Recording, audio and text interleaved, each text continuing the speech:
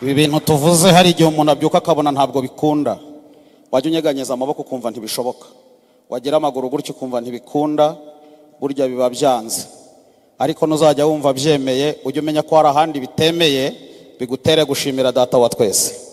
Imana y'amahoro ihimbazwe. Ndagira ngo dusome ijambo ry'Imana. Dusome ijambo ry'Imana dusanga mu gitabo cy'umuhanuzi Yeremiya. Dusome ijambo ry'Imana dusanga mu gitabo cy'umuhanuzi Yeremiya ibice 31 umurongo wa 4. Yeremiya ibice 31 umurongo wa 4, paje ni 739. Dusome mu izina rya Yesu. Uzongera kukubaka, nawe uzaba wubakitse, wa mwari wa Isiraheli we. Uzongera kugira amashako yawe, kandi uzasohokera mu mbyino z'abanezerewe. Amen. Dusoma igitabo cy'ingoma, igitabo cya mbere cy'ibyo ku ngoma, igitabo cya mbere cy'ibyo ku ngoma. Turasoma igice cya 4, hanyuma dusome murongo waho wa 9 n'uwa 10. Ibyo ku ngoma, igitabo cya mbere cy'ibyo ku ngoma, igice cya 4, dusome murongo waho wa 9 n'uwa 10. Haravuze ngo, Yabesi yarushaga bene se icyubahiro, kandi nyina yamwise Yabesi kuko yavuze ati namubyaranye agahinda.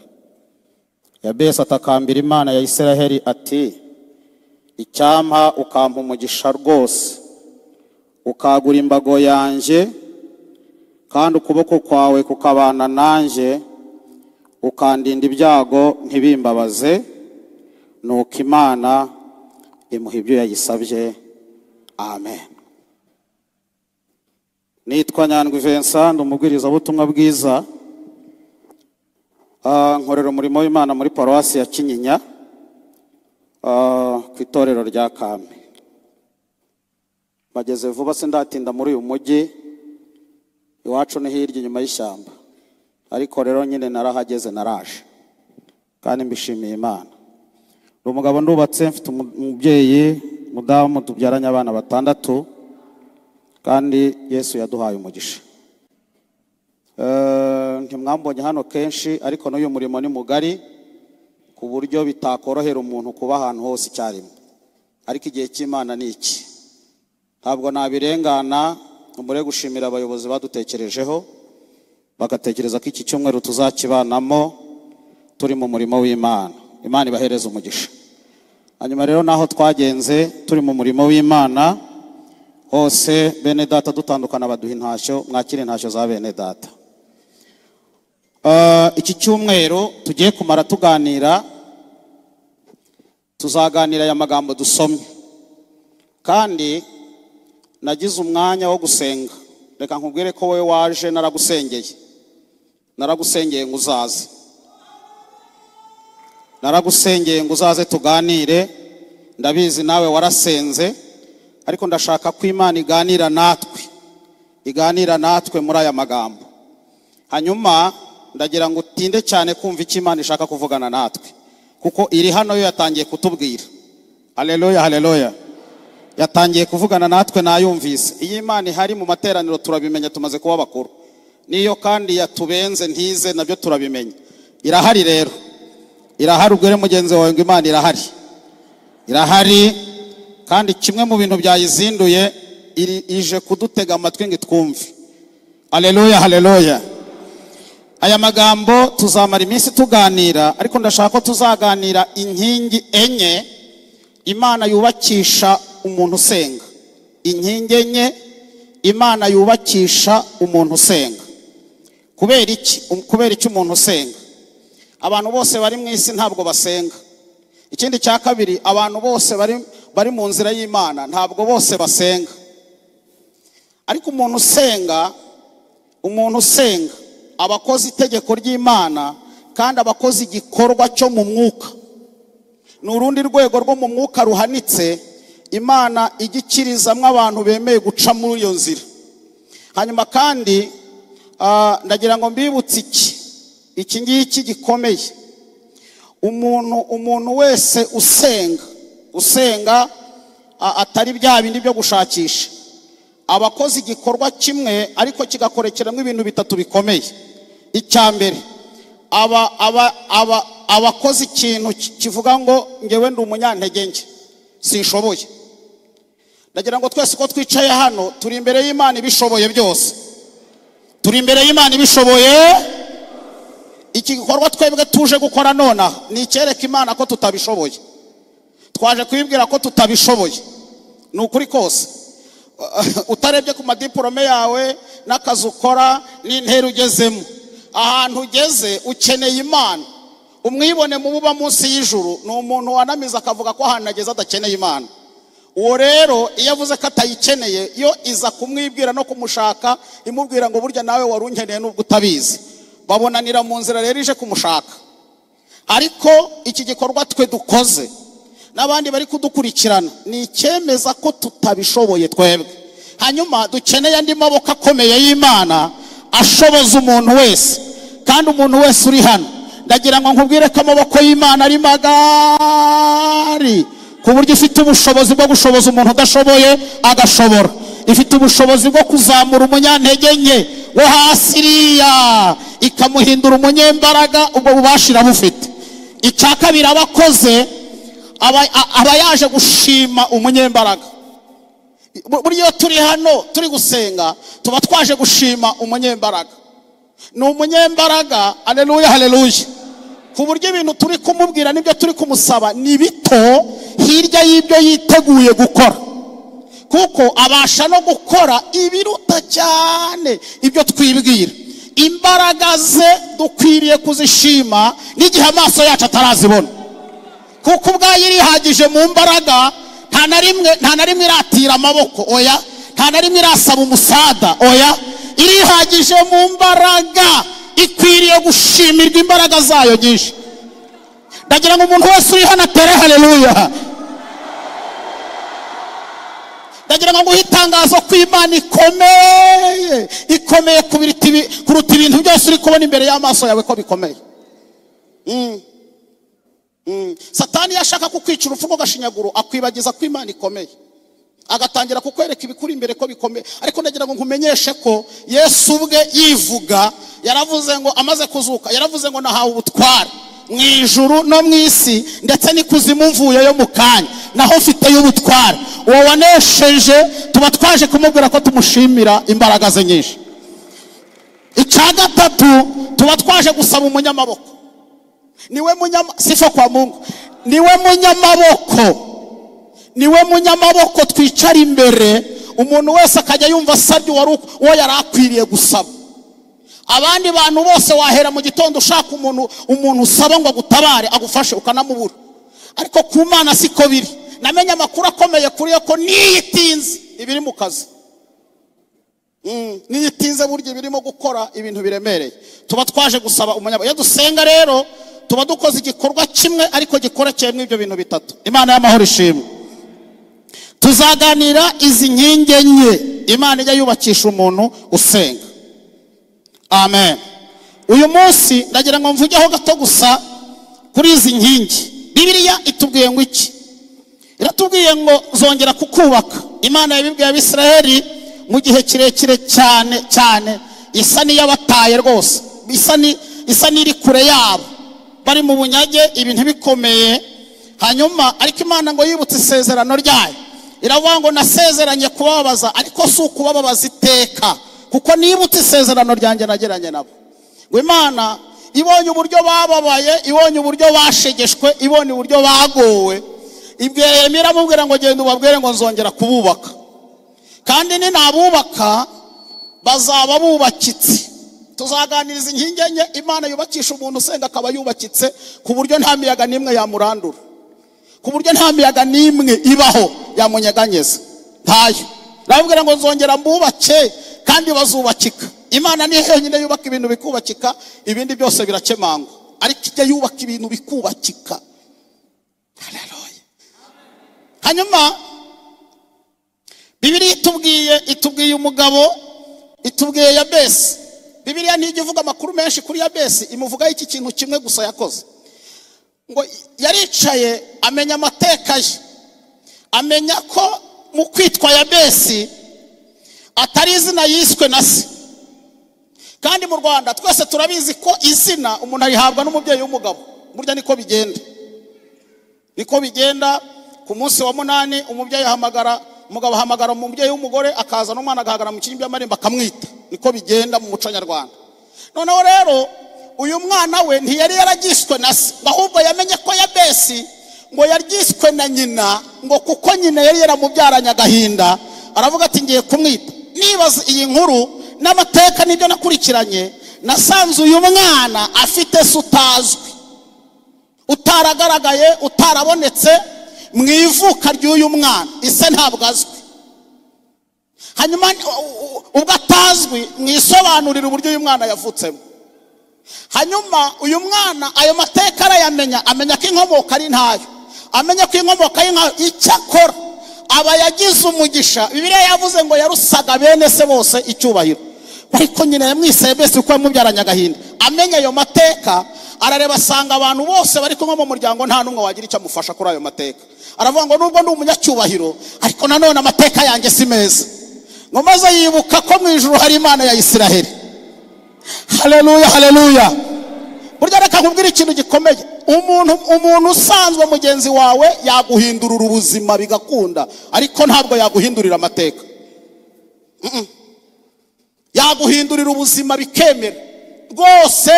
Nagira ubushobozi ngahindurira abantu ubuzima, mujya munabikora, ariko nta muntu waguhindurira amateka. Amateka yacu yahatambutse ajya ahindurwa n'Imana. Igihindura amateka igafata hari igikomere, ikacyomora, igasibanganya n'inkovu n'ibimenyetso bikarangira.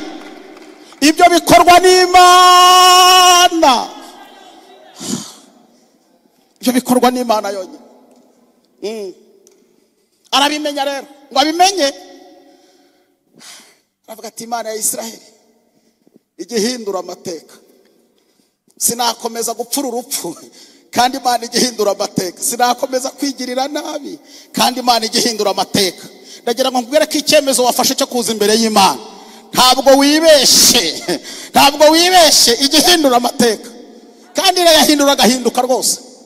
Irahindura agahinduka. Ubu nababwira yanjye mwakumirwa, nayabwira Vedaste, aya Minega yababwiye, namwe mwese buri wese afite amateka, ahagarara akavanga ibintu byahinduwe n'Imana. Kandi Imana igihindura amateka igahindura n'ibimenyetso neza.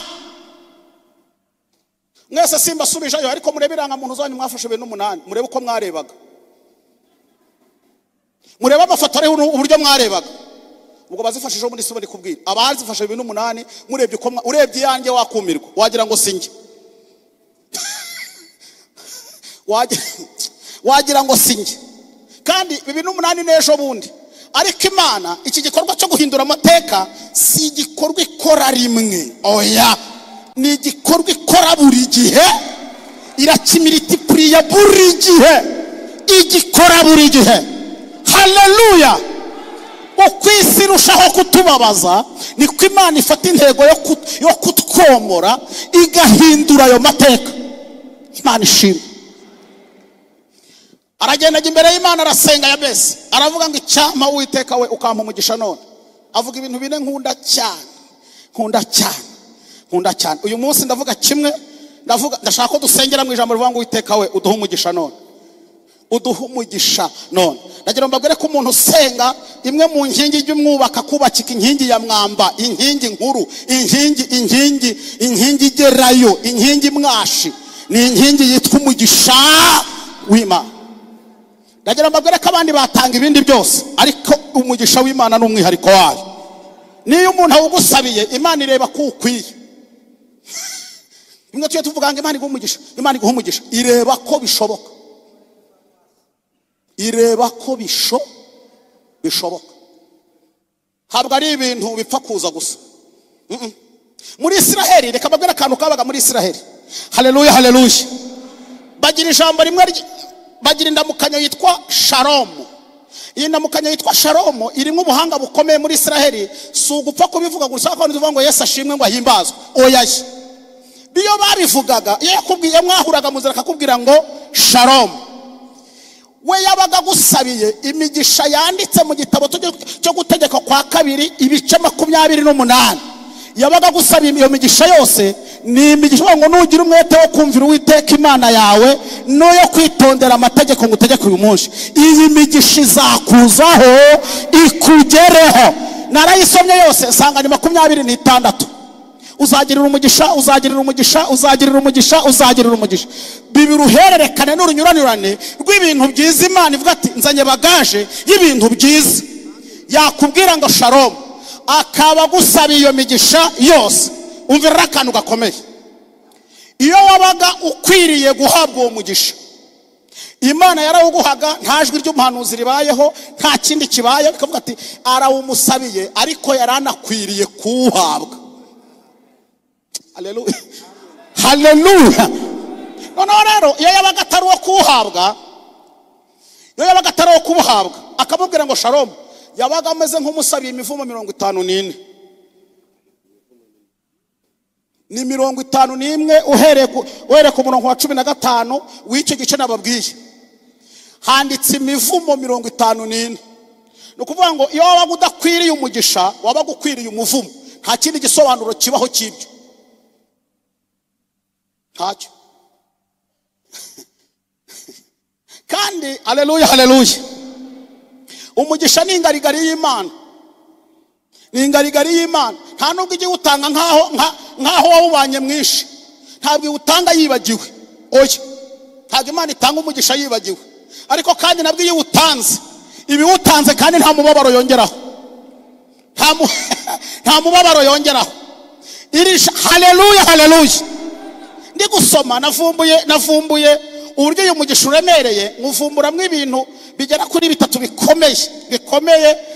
Iyo Imana iguhaye umugisha ibikoze ku buzima bw'umuntu.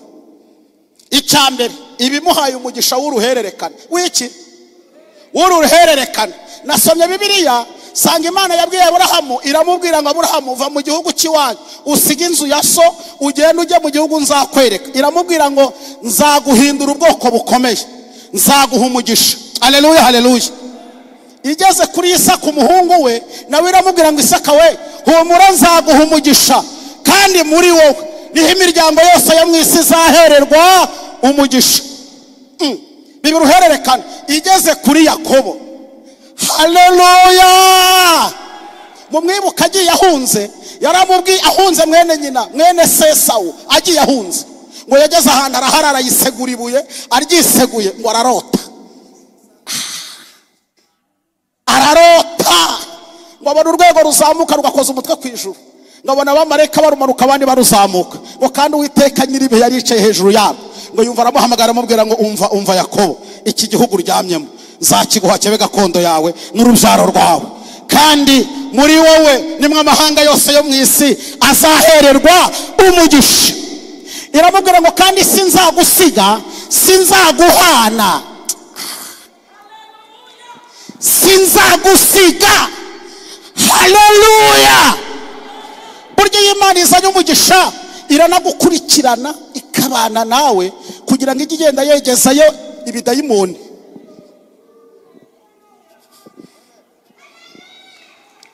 Kugira ngo byagire mu mugisha utavanze.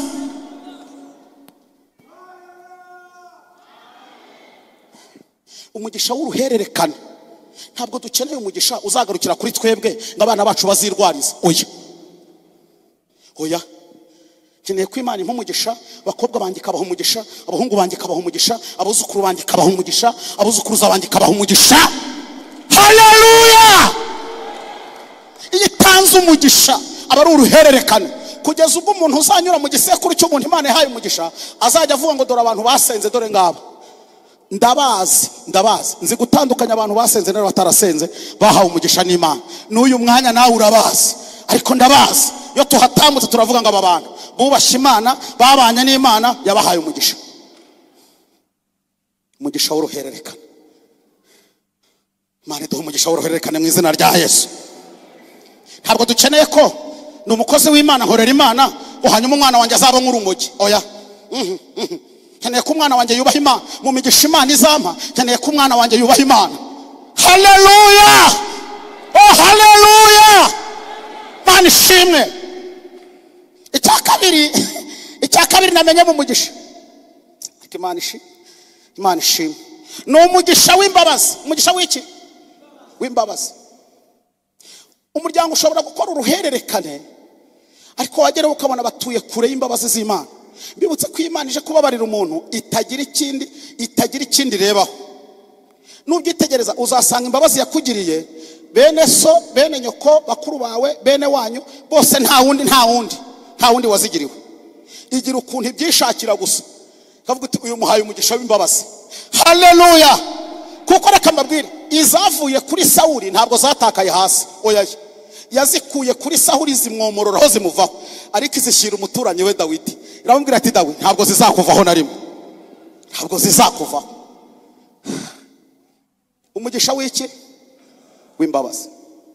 Niba hari umwidegembyo abasenga bagira, niba hari ibyishimo abasenga tugira, nuko twababariwe. Yakobo uyu nababwiye yagendanye imigisha isa nk'iy'abantu, arayibana ngo ariko yibutse ko mu migisha afite atari nk'umugisha w'imbabazi. Aravuga ati nzarara nsenga ariko nsaba umugisha w'imbabazi. Amen. Ararasenga ngarara hakurya y'icyambu cya Yaboki. Aravuga ati nta mbabazi ungiriye sinajya guhura na mwene wacu yamerera nabi.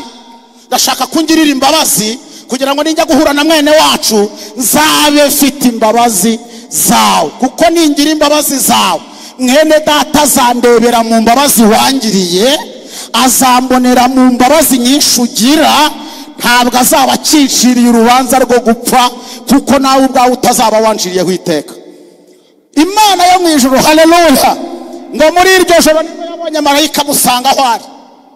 Bararabakirana ijoro ryose, kandi ndashimira Imana ije gutanga imbabazi itinda kuwizizaniye. Iyo ije kuzitanga irahatinda, ikahasiga n'ibimenyetso bigaragaza ko mwatindanye nayo ikubabarira. Haleluya, haleluya, haleluya, haleluya. Yo, imutindaho barakirana ngo bijye kuba mu gitondo. Marayika aramubwira ngo ndekura nigendere kuko bugiye guca, abantu bataza kubona Imana mu nzira. Ngo amubwira ijambo rikomeye, aramubwira ngo sinkure kuruta mpaye umugisha. Kandi yari afite umugisha, yaguze ibishyimbo, yari afite uwo nyina yamwoheje gutwara, yari afite uwo amasezerano, yari afite uwo yakuye kwa Labani. Ngo ariko byose abyitegereje abona hatari nk'umugisha w'imbabazi z'Imana, abona ntacyo yaba afite. Aravuga ngo nkeneye umugisha w'imbabazi, nkazahura na mwene data afite umugisha w'imbabazi. Haleluya, haleluya. Ndagira ngo mbibutse ko uyu mugisha w'imbabazi utazagarukira hano gusa. Oya, abababariwe bafite isezerano ribabwira ngo usibye na hano, niba udapfa naho badapfa bazagerayo. Amen. Hanyuma aramubwira ngo sinkure kuruta mpaye umugisha. Aramubaza ati se wowe uransaba umugisha urindi? Aramubwira ngo rega umugaragu wawe ndi Yakobo. Ati yo, ubwo umenye uriwe, guhera none uyu munsi ntabwo uzongera kwitwa Yakobo kundi, wiswe Isiraheli, kuko wakiranije Imana n'abantu ukanesha. Bibiliya ivuga ngo amuha umugisha, amuherayo umugisha. Noneho Yakobo avuga ijambo rikomeye, aravuga ngo ubwo mbonye umugisha w'Imana ngiye guhura na mwene data. Niyo mpamvu umuntu twidegembya mu mbabazi, tubayeho mu mbabazi, tugenda mu mbabazi, abagize umugisha w'imbabazi. Haleluya, amen, amen. Umugisha wa gatatu dusenge, ni umugisha w'ubuzima. Umugisha w'ubuzima. Imana igigira umwihariko w'umugisha w'ubuzima. Wiki? W'ubuzima. Kandi wowe waje hano, ndagutangariza ko Imana igufitiye umugisha w'ubuzima. Ndagutangariza ko Imana igufitiye umugisha w'ubuzima. Kuri yo niho ibyanze byemerera, ibintu bikanga ku bantu, ku Mana biremera. Ibintu bikarangira kwa dogiteri bakavuga bati byararangiye. Kuri yo ibigifite ijambo, ibigifite icyo yabikoraho. Abantu bakanzura ko wapfuye, yikagibona uzabaho. Abantu bakabona ko wazonzwe nta buzima ukigize, ikagitangaza ubuzima. abantu bakavuga ati nimuhebe byararangiye, ikavuga ngo we guhera none humura nzabana nawe. Umugisha w'ubuzima. Amen. Haleluya, haleluya. Uyu mugisha w'ubuzima, uyu mugisha w'ubuzima mu miryango yacu, mu rubyaro rwacu, mu nzira twanyuzemo, ndabasabira Imana ibaha uyu mugisha w'ubuzima. Imana ibasakazaho uyu mugisha w'iki? W'ubuzima. Umuntu wese uri muri iri teraniro, ibintu bimaze igihe byaranze, Imana iguha uyu mugisha w'ubuzima. Umuntu uri muri iri teraniro umaze igihe ari kugongana n'ibikota bikomeye by'ubuzima, Imana ibikureho, iguha umugisha w'ubuzima bufatika. Haleluya. Imana igiye utanga, Imana igiye wohereza. Nimwakire umugisha w'ubuzima mu izina rya Yesu. Mureke dusabe nuko Yabesi yavuze, aravanga icyambu kamba umugisha. Bahaguruke dusenge, bahaguruke dusenge, tubwire Imana ngo dukeneye umugisha wawe, dukeneye umugisha wawe, dukeneye umugisha wawe. Ngiye inkingi ikomeye Imana itanga. Abantu bazakubona mu bisekuru bya kera bakajya bavanga uyu muntu yahawe umugisha n'Imana. Uyu ni umuryango w'abanyamugisha kandi yahawe umugisha. Kandi nginge mwarimo minega yigere hino asenga Imana, asenga Imana. Nawe hagaruka mu mwanya wawe ubwira Imana ngo cyampa uyu munsi ukaba umpaye umugisha. Twakire umugisha w'Imana mu izina rya Yesu. Twakire umugisha w'Imana mu izina rya Yesu. Twakire umugisha w'Imana mu izina rya Yesu Kristo w'i Nazareti. Amen. Amen. Amen. Umugisha utanga mwami wa